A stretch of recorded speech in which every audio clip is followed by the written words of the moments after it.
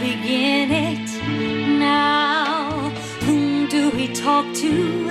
Anyone, everyone, everyone. So serve to change lives, 'cause lives can be changed forever.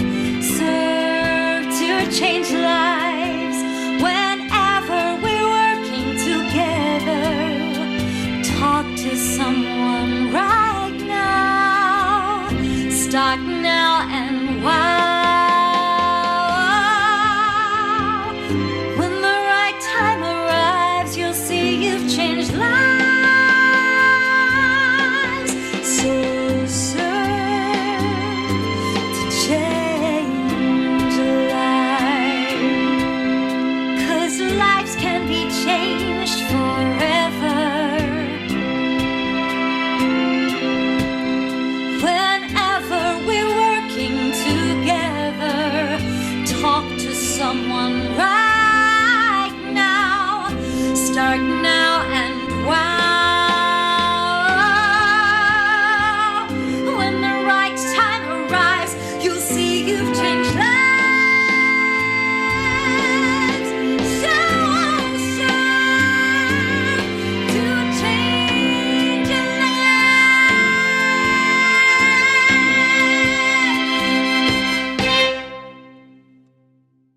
Good evening, good afternoon, Rotarians and guests. My name is Dasun Premadasa, and I'm your MC for today's meeting of Rotary Melbourne. First of all, we would like to acknowledge the Wurundjeri and Bunurong people of the Kulin Nation, and also pay our respects to the elders present, past, present, and future. Also extend the respects to all the Indigenous Australian present today. Please note that your microphones have been muted for the duration of the presentation. Accolade comments, questions can be posted in the chat window within Zoom. And you can actually do that throughout the session. The thanks today will be given by Peter Hollingworth, followed by loyal toast presented by our President, Reg. So, and please ensure your glasses are charged. Yeah, now I'm going to hand it over to Peter. Thank you, Dawson. The ad above my office lift said, "Become a new you." Question, how? Well, it was referring to Pilates programs, but there is something else in this for us. Dr. Deepak Chopra concluded his famous book, The Future of God, by saying, "What changed my life had nothing to do in the end with who I was as a person and the labels I attached to myself, even the positive ones. Like heaven, the illusion I lived in came with upgrades. None of that really mattered. What mattered was I shifted into a new mode of living, beginning with an empty feeling inside and working from there to fill the vacuum. Every day I did what I always did, getting up before dawn, making hospital rounds and seeing a stream of private patients. Doctor. He said the difference was I aligned myself with my being, capital B for being. The verb daha, as I'm sure you know, to uphold, leads to a way of life held in the universe called Dharma. In everyday words, get to know yourself and you will be in your Dharma, which of course comes to one crucial thing, trusting being with a capital B to give you a course direction, providing hints about a higher quality where you feel subtly wrong when you veer into ego and selfishness. Being speaks silently, but existence is tilted in its favor. And a few hidden advantages are now tucked away in our lives for good. So, for good food, good fun, good fellowship, and the privilege of being in ourselves and in others in the spirit of Rotary. Thank you, Dasun and Peter. Rotarians, a toast to Australia and Rotary International. Australia and Rotary International. Members, visitors and guests, it is my great pleasure to welcome you to our 38th meeting for this Rotary year and our 4,934th club meeting in our 101st year, and our most impromptu online meeting of 2022, and I assure you it's not going to become a constant habit. Thank you for joining us in the virtual realm in this online format for our monthly members' lunch. Our guest speakers today draw from membership and will be chaired by David Carruthers. But before I hand over to David, let's hear from Peter Berg for part 2 of the Safe Families Project update. Over to you, Peter. Hello, everyone. Thank you, Reg, for providing an opportunity again to show a second short film on Rotary Safe Families. This one is on child abuse. Children are often invisible in the coverage of domestic and family abuse, where the trauma of the experience, whether to themselves and or other family members, can continue throughout their lives. Often the experience of a child with domestic abuse is absent because of the shame and fear in speaking out about it. And children brought up in such a home may not know or understand that the situation is unusual or it's abnormal. Research has shown that domestic and family abuse shapes a child's brain, informs how the child thinks and feels, informing how the future adult conducts herself or himself in their relationships and in the world. Also, most concerning is that domestic abuse and violence is the primary cause in Australia of homelessness amongst children. The short film that follows shows how the 3 R's of the Rotary Safe Families program can be used to assist children when subjected to domestic abuse. Dorothy Gilmore and the Safe Families team have again done a great job in producing this short film. So here it is, and I'll just have a few words after the film. Thank you. Hey, I told you to get up! Child abuse is one of the darkest stories in society. You bloody deaf? What a pathetic baby you are! The lack of love and trauma caused by abuse can be devastating to a child's emotional and physical development. Being able to recognize the signs of abuse is the first way you can help a child in need. Studies have shown that if abuse of children isn't dealt with while they're young, their psychology and physiology changes forever. Children immobilize and disconnect to survive. They can react with anger or frustration, sadness or withdrawal when safety is missing. Next, you need to safely raise your concerns.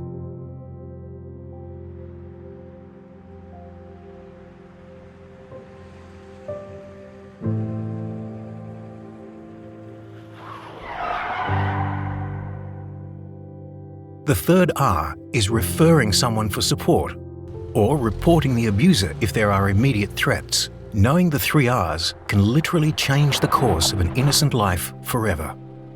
Here are the 4 main types of child abuse and how to recognize them. You've actually seen some in this video already. As you can see, physical abuse isn't as obvious to detect as you might think. It leaves many more signs on a child than just visual marks. Similarly, with emotional abuse, many warnings are psychological and may be harder to recognize, although the most common. Neglect is a more subtle but equally insidious form of abuse. While sexual abuse is often the hardest to comprehend or believe.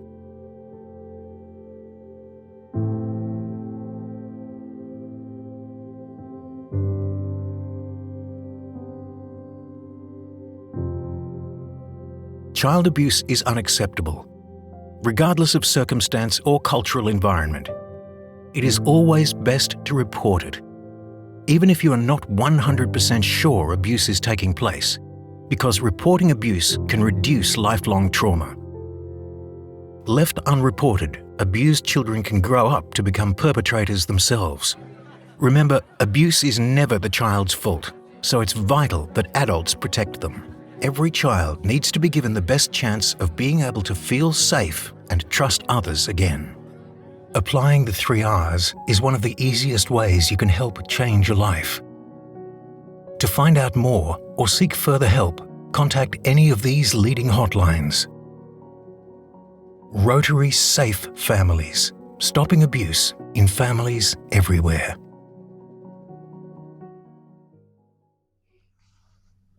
Having watched the film, there are a few questions we can ask ourselves. Firstly, what outcome and future do we think Charlie would have if his abuse wasn't identified by his grandfather and he wasn't referred to support organisations?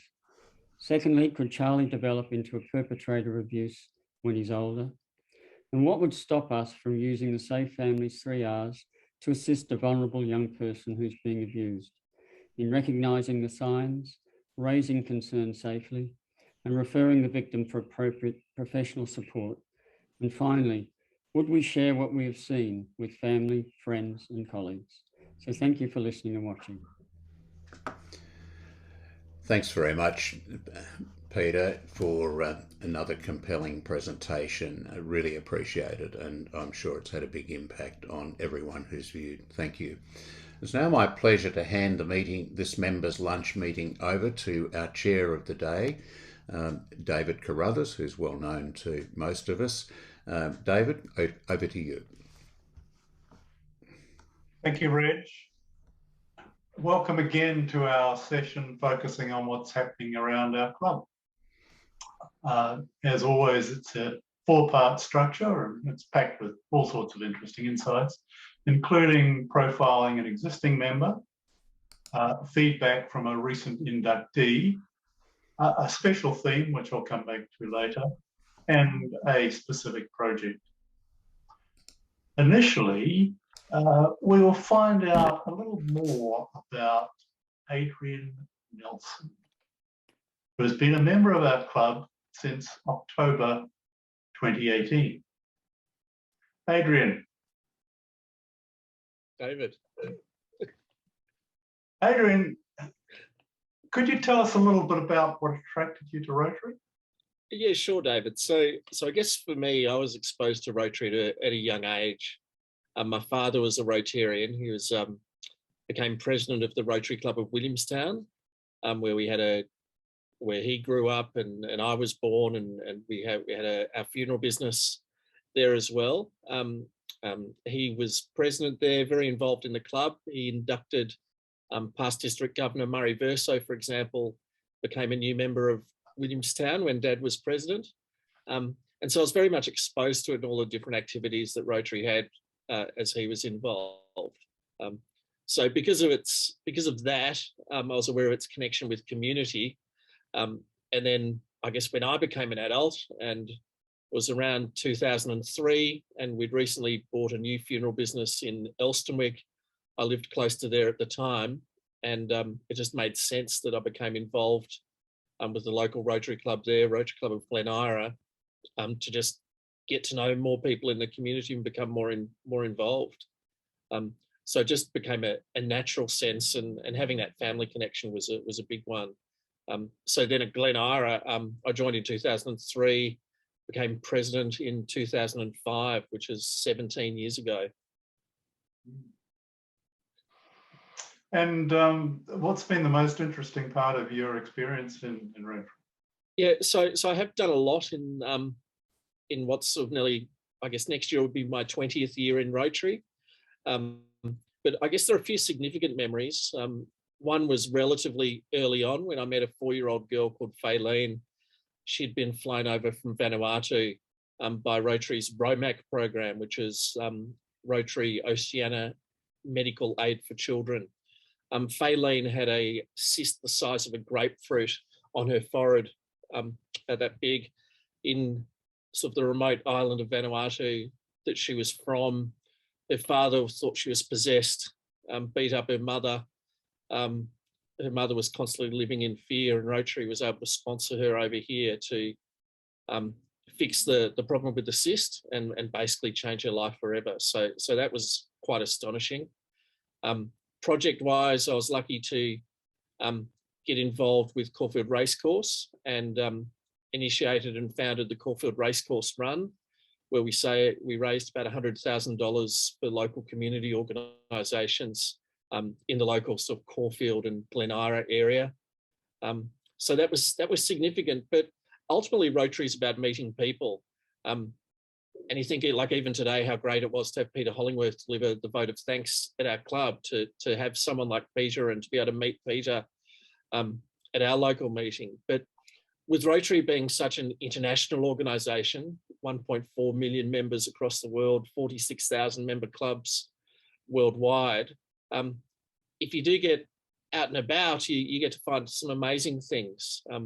So one of those things for me was through the Rotary Foundation, I led a group study exchange team to District 1580 in the Netherlands. I met a vast array of Dutch Rotarians. A significant memory was probably given a personal tour by the Amsterdam Police Commissioner of the Amsterdam Red Light District and the coffee houses around Amsterdam. That was quite distinctive. Coffee I've been to Texas. I managed to another group exchange, the exchange team we had from Texas, and so whilst I didn't lead that, I was chair of group study exchange at the time. So later on, I went and visited those Texan Rotarians and managed to teach them quite appropriately this week, I guess. So teach them 2 up at the Rotary Club of New Braunfels in Texas. So that was very new to them. My father-in-law, who's recently been at a couple of our meetings, who lives in Norwich in England, I dragged him to enough meetings that when he went back to Norwich, he decided to join Rotary. So that was another one. So there's just so many memories of Rotary, but it ultimately gets down to the people that you meet and what you do with that. And Adrian, could you share your thoughts with us on how Rotary could continue to be relevant in this fast-changing world? Yeah, look, I think we sometimes as Rotarians get caught up with the negatives rather than the positives. So we quickly sort of see what's holding Rotary back. But if you look back to when the Rotary Foundation started, so that was 1917, it was at the end of a Rotary convention, much like what we're hosting next year. And they had $26.50 left over at the end of it. That they decided to put that money aside, set up a foundation. That $26.50 is now risen up to $1.5 billion. And the purpose of the Rotary Foundation was to do good in the world. And that was back in 1917, that's what they said they would do with it. So when you talk about relevance for Rotary and what we can do to keep Rotary relevant, I think it's just think of those phrases. It's about Rotary doing good in the world, whether it's our club or Rotary generally. And if we're talking about doing good, we'll attract people of all ages, young, old, male, female, whatever it is. It's ultimately about the projects that we do. It's not about what we eat for lunch. And whatever we do, it's equally important that we always aim to have more non-Rotarians at our events and projects than Rotarians. It's about spreading the word and spreading others to do good in the world. So if we can focus on that, then we'll always be relevant to whatever we do. And a club like Rotary of Melbourne is perfectly placed. We're the largest in our district. We've got the history of being the first in Australia. We're only limited by our imagination with what we can do. And Adrian, I would encourage you to continue to use your imagination and creativity in some of the presentations you have done previously and will no doubt do for us again in the future. Thank you very much for sparing the time to give us your thoughts, and all the very best to you. Look, thanks, David. Now, I'd like to turn to a recent inductee. The person we're talking about is Prabal Soans, and Prabal is going to provide some of his initial impressions of his first few months with Rotary. Perhaps, Prabal, we could start with your date of induction, which I think was December sometime. David, you've actually got me there. It was the week before Christmas, so it was the last. I think it was the last 18th of December, if I'm right, around that time. Right. That's when we had my induction. Yeah. I guess my initial impressions on enjoying the club. Now, I live in Cranbourne, and I did quite a bit of research in terms of which Rotary Club I want to join and why. I did look at Rotary Club of Cranbourne, and then I was working in Glen Waverley for some time, so I looked at that club, and then finally I picked the Rotary Club of Melbourne. It's more because, one, I work in the city. It's obviously easier for me to be able to attend meetings and join the club sessions. But I guess also some of the projects and what Rotary Melbourne are working on, they were really attractive to me. That's kind of what initiated, got me to join the club here. I'll be honest, I haven't read through the entire book of the Rotary Club. There's a lot of pages to read and lots to go through. But I'm really enjoying, I guess, receiving those regular updates and looking at all our projects and where we're at and what we do. And a couple of things that's always very close to me is always around education, especially for the underprivileged. That's something that always I've been very passionate about it since my childhood. It's something that we've had it as a family. So my mom, dad are also in Rotary. In our hometown, they've served in different capacities, including presidentship. And as a family, we've always made sure that every year we support 1 or 2 children minimum in their education, and kind of fund the entire education piece and everything. And the reason I really like that is I'm a strong believer that a well-educated society is much better. And just today we heard about the whole child abuse thing, and again, having that education, helping people understand, differentiate between what's best and what is not right.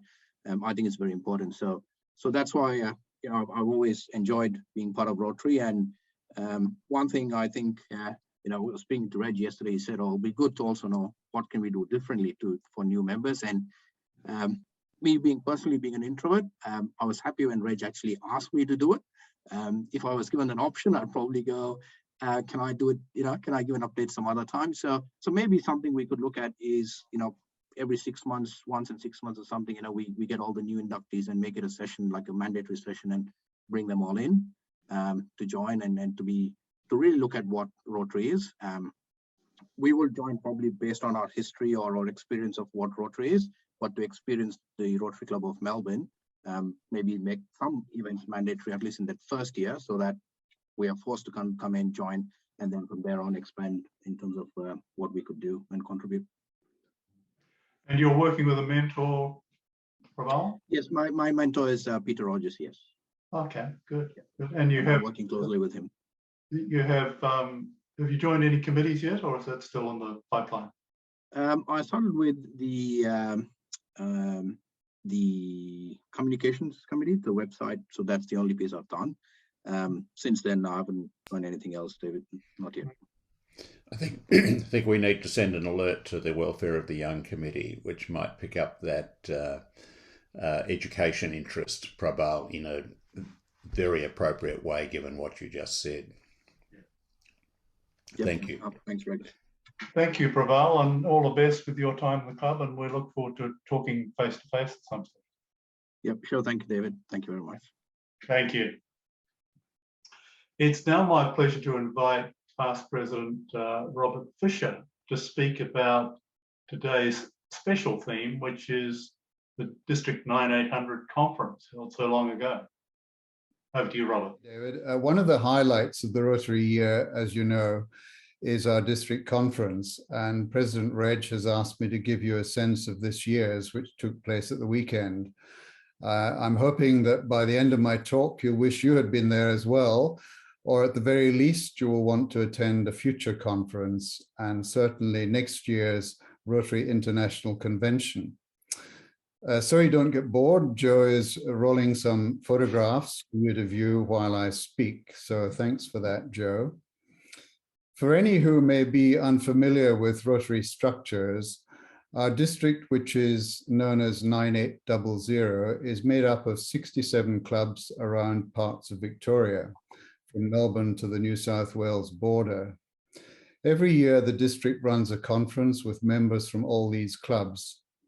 The purpose is to develop friendships, to share Rotary experiences and projects, to listen to inspiring speakers, and to be entertained with good music and local artists.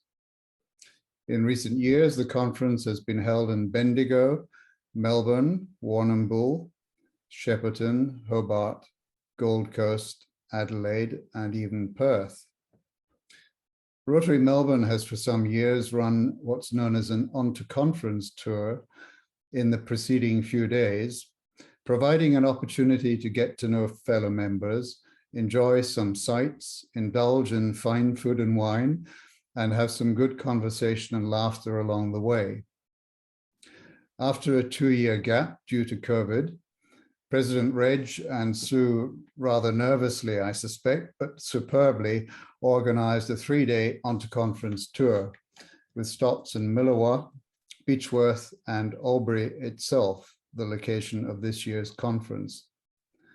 There were opportunities to explore regional towns, and some even played golf at the magnificent commercial club in Albury in the company of a few wallabies, incidentally, where I certainly got my money's worth all over the course while my wife focused and won a prize.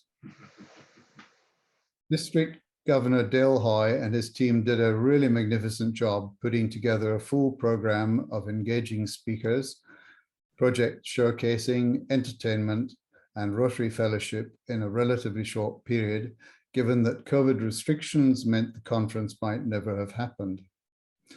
The theme, Together in Albury, emphasized the advantages of doing things in person and having some fun. Nearly 400 people benefited from exactly that. Media personality Ali Moore did a really professional job of pulling the various items together from the podium as our MC.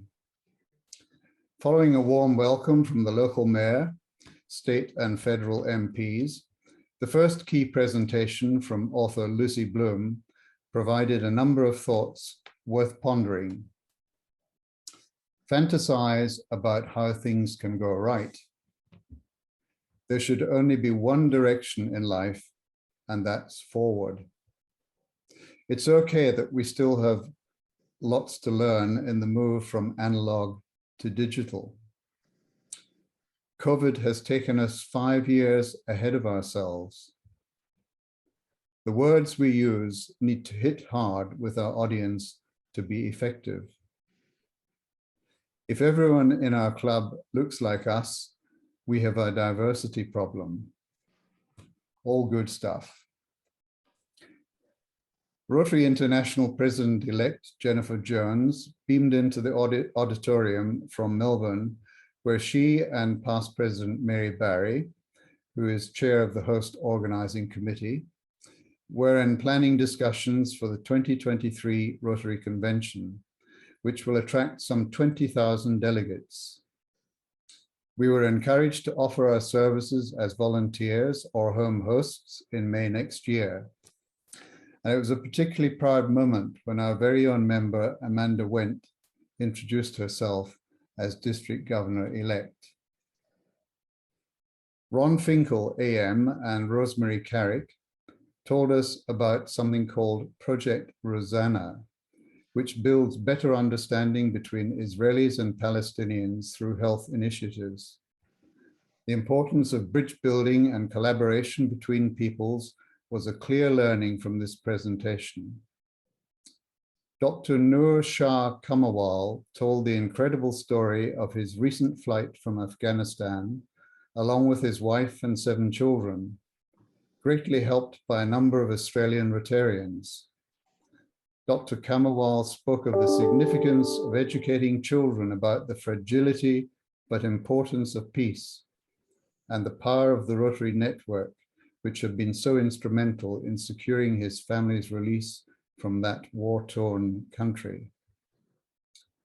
Dr. Tanya Militech, our district's first Rotary Peace Scholar and well known to us in Rotary Melbourne, was presented with the Robert M. Fells Award by Bob himself. And she was separately interviewed by Ali Moore about her 20-year experiences in the field of peace and conflict resolution. She and fellow speaker Ian Scott AM spoke passionately about the contribution that clubs can make in peace building. In short, it starts with every individual member. Mark Anderson, a 50-year Rotary veteran, now working at the Rotary Zone 8 office in Parramatta, told us about his experiences in turning around the size and shape of the Rotary Club of Beecroft by engaging extensively with the local community to find ways of better representing its demographic and their membership. Lessons for us also there. On the music front, Michael Lapina, District Governor Nominee Designate, I think I've got that right, laid on a splendid musical variety, focusing on local talent, including the world champion pipe band from Scott's School and the Good Gravy Barbershop Quartet. A young pop star with over 1.4 million followers on social media, Erica Padilla, performed for us live on stage. And Michael, along with extraordinary soprano Simone Crossley, regaled us brilliantly during the gala dinner with some well-known songs from opera and musicals. A local jazz band was booked in place of a DJ just hours before the dinner began, and the dance floor was full until we were told to stop. In her excellent summary of the weekend, a past district governor from New South Wales, Jennifer Scott, stressed how Rotary has an opportunity to flourish if only we look carefully at what she delightfully described as the palette of our club and work at ensuring true diversity, equity, and inclusion. As she said, diversity is a fact, equity is a choice, inclusion is an action, belonging is an outcome. So a district conference is an excellent reminder of just how amazing Rotary is. The common spirit of enthusiasm among delegates around service is always palpable. And because we share the goal of helping to create a better world, we go back to our clubs with renewed determination to play our part. I hope you will be encouraged to participate in next year's International Convention, which will be like a district conference writ large. Thank you, David.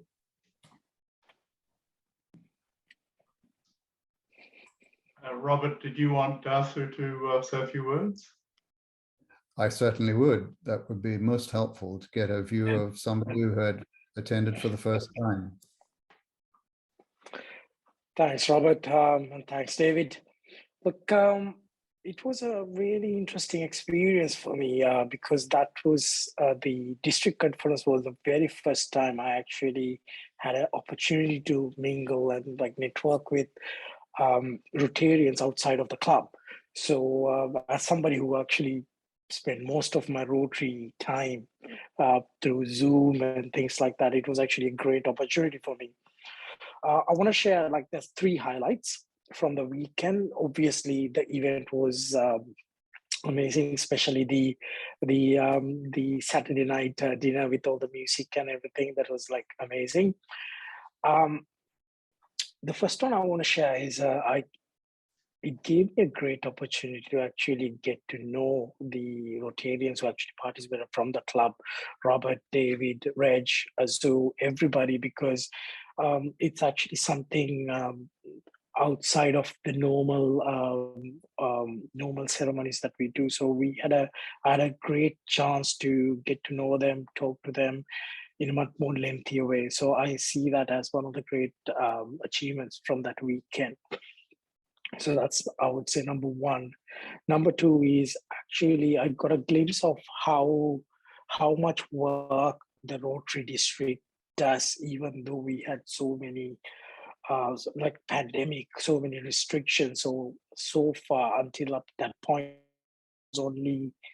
I had only information or visibility into what we did as a club. But beyond that, I got to see how active we are in so many areas, like the bee project and all the water purification systems and things like that. These are like really great projects that actually the district does.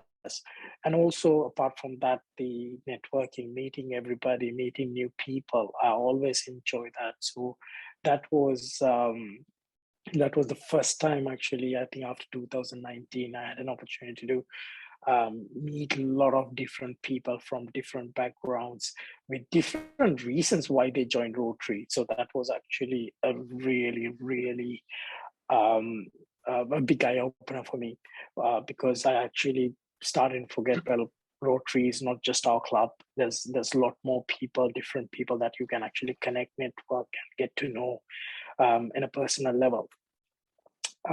So the third one is very interesting. So one of the initial, the very first observation was the age demography of the people, of the participants in the event. So it's the I would say 95% was pretty much your mature, like older generation. So we did not see many young business professionals as much as we should be seeing in the movement. So one of the things I did speak to Reg as well. One of the challenges the Rotary has to tackle in the future is how we can, as an organization, attract more younger crowd into Rotary, because it's not just, I know as a club we are trying quite a lot, trying different things with the evening meeting, getting more interesting, more different types of speakers into our meetings to attract this young generation. But I think that problem is something that we need to tackle as a district. So that actually was very, very obvious when we visited at that place, because it was very handful of young business professionals who participated in the event. So overall, it was an amazing session. I would strongly recommend everybody to join, especially the new members, because it actually shows you Rotary is not just us, not just our club. There's a massive movement outside, especially within Victoria, within our district, and we can get to know these people, and we can actually do joint projects by attending these events. You actually get to see the big picture of what we do. So that's pretty much my 3 points, three observations from the session, and off to you, David. Thank you, Dasun. Fascinating. It's refreshing to get a new member's perspective on these things. And Robert, I hopefully won't have COVID next year, so I will have an opportunity to look at going. Please join us without COVID. And thank you, Robert, for your words. A fascinating summary of some of the key issues that came out of it. You obviously had an extremely enjoyable time up there, and I can see I need to get on board for the fun. Apart from the goal. Yes. The final part of the session today is to look at a project, and we have Trevor Nink, who's now going to talk to us about the End Hepatitis Now project. Trevor, over to you. Thank you, David. I'm just going back a little bit in time in saying to try to explain how the project was formed.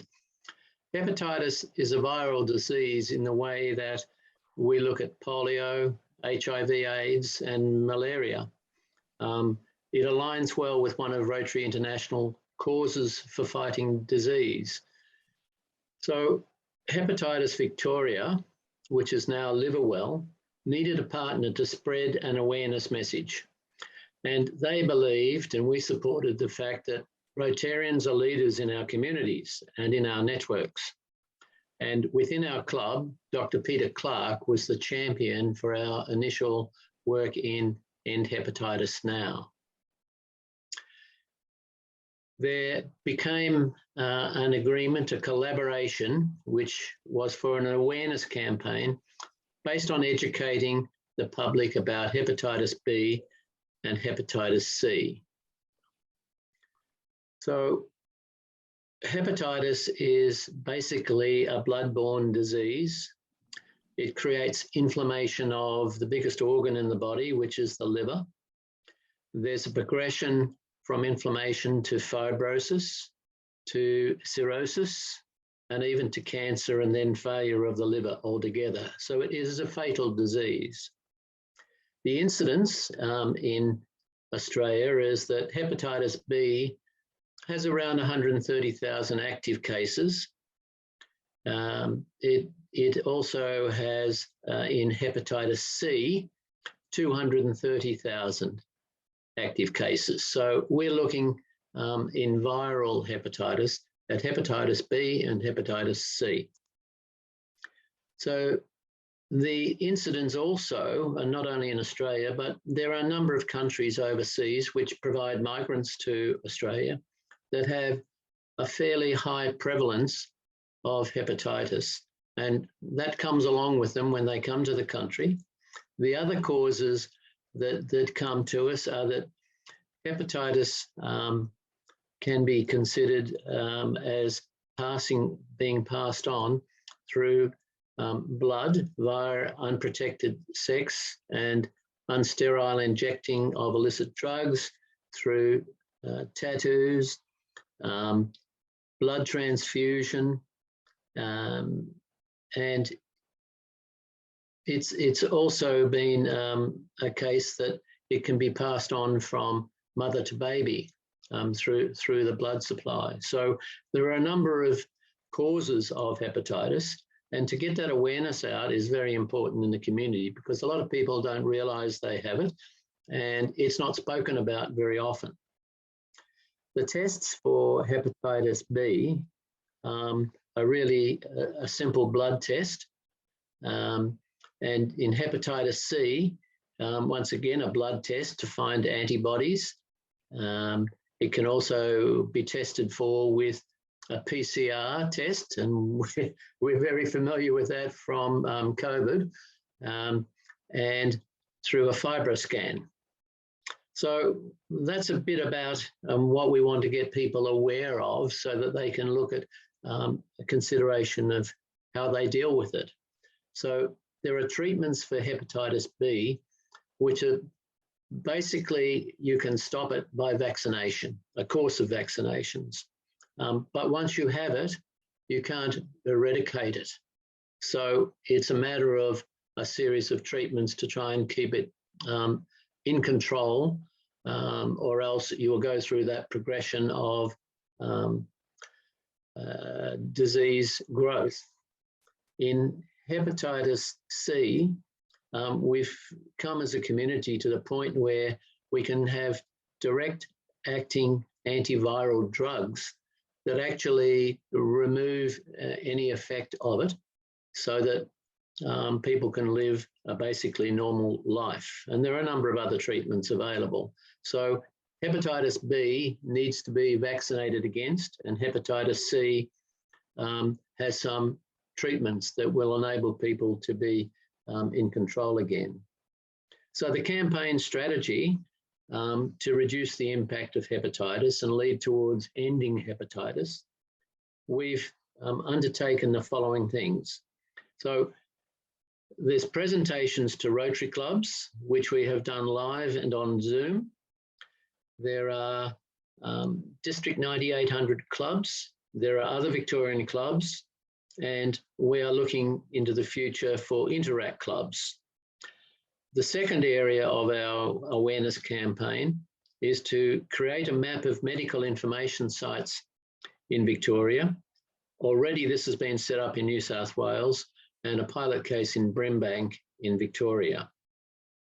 So the progress since our commencement of the campaign, we have had approximately 20 District 9800 club presentations, mainly through Zoom, and a lot of this has been during our lockdowns.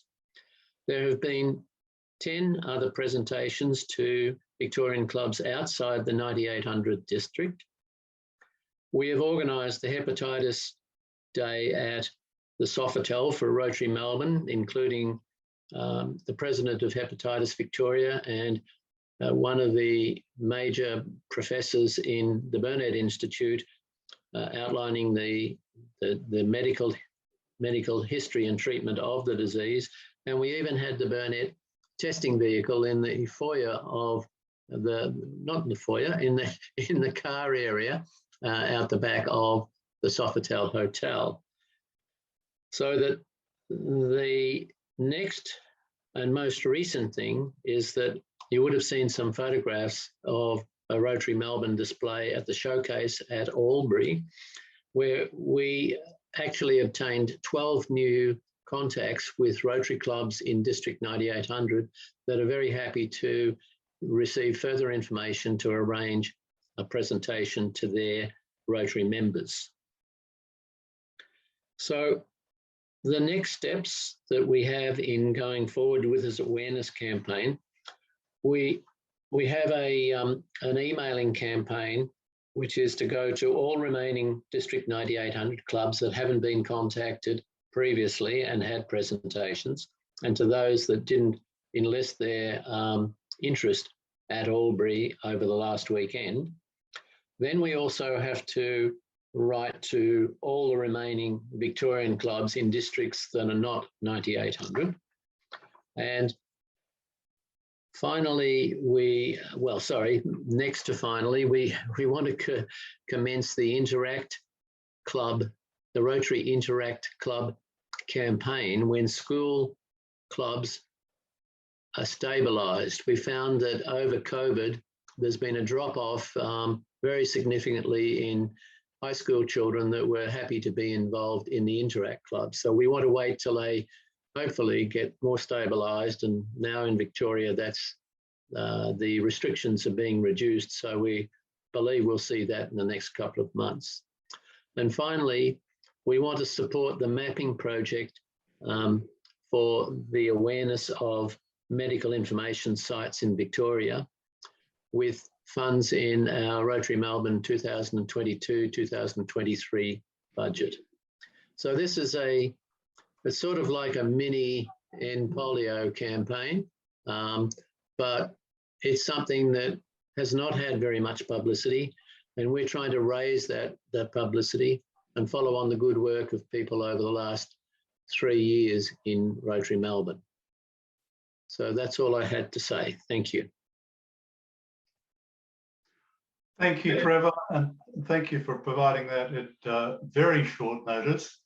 It was fascinating to catch up on what's happening. I will now pass back to President Reg to take over the rest of the meeting. Thank you.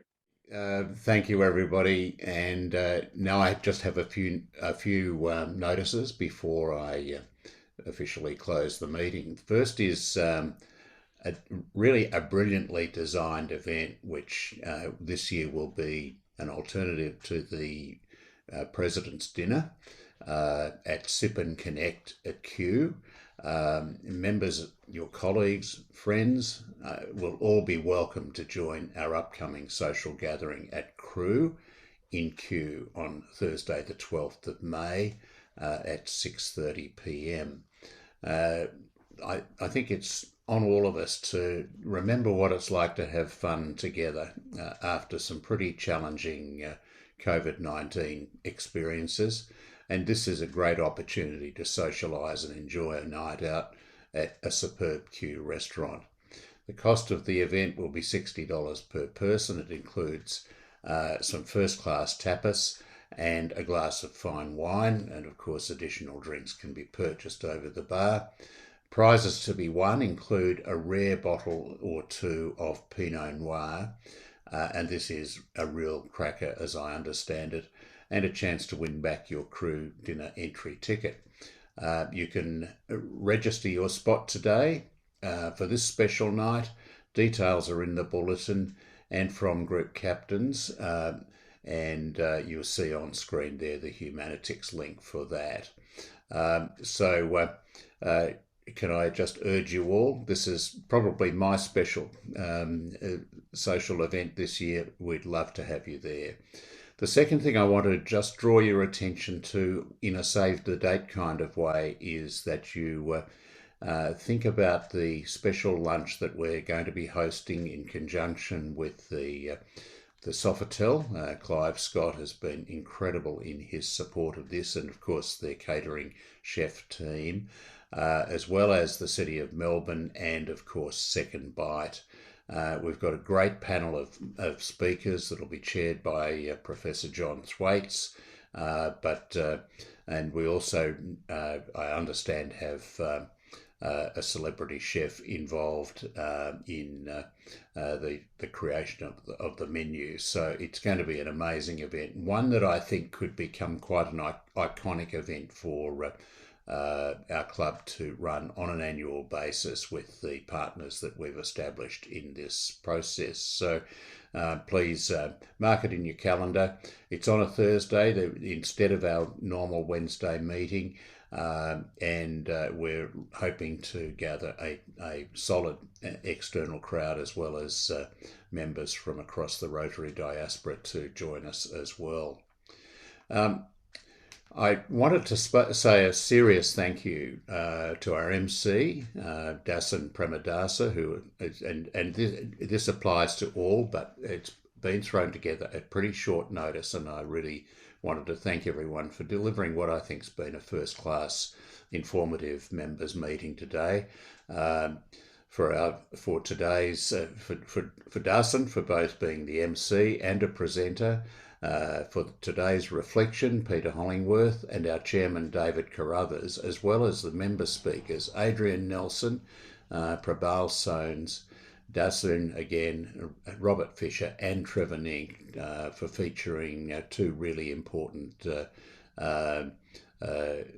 activities and highlights of our last little while in Rotary. Thank you all, and it was greatly appreciated. And a special mention today to our office manager today is production manager Jo Mavros for her great effort in helping us to manage our last minute and unexpected pivot to this week to a Zoom meeting. Well done, Jo, as always. You make an amazing contribution. A reminder that next week our weekly lunch meeting will definitely be at number 35 at the Sofitel. Guest speaker, Clive Scott, you can see him there on screen, General Manager of the Sofitel, will be talking about the impact of the COVID pandemic on the hospitality industry, but also on the arts industry, and talking about their interdependence. It should be a very interesting presentation, and please join us at that and help to enjoy the event even more. I now close the meeting by drawing your attention today to today being International Stop Food Waste Day, and it's designed to promote action to fight against food waste, an issue which has been brought into even sharper focus by the COVID-19 pandemic, with statistics showing that roughly 1/3, yep, I kid you not, 1/3 of food produced globally is either lost or wasted every year. That's disgraceful when one thinks about it at that scale. As I mentioned just now, we'll be hosting a food waste lunch on the 2nd of June. I can tell you that despite that label, it will be a delightful culinary event. And this little video that I'm about to play is a take out from an Ed Sheeran song, imagining what it might, what its lyrics might say if The Shape of You, his most famous ever, and one of the most popular single tracks of music every time, what it might look like if this was about food waste. Please enjoy this video, and in the meantime, stay safe and spread kindness. Thanks everyone for being here.